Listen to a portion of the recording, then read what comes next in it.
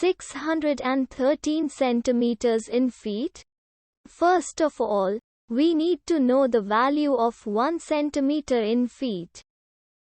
It's always 1 centimeter equals 0.03280839895 feet.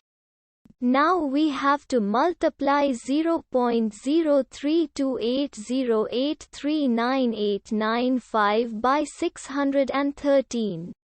Therefore, 613 centimeters times 0.03280839895 feet equals 20.1115485565 feet.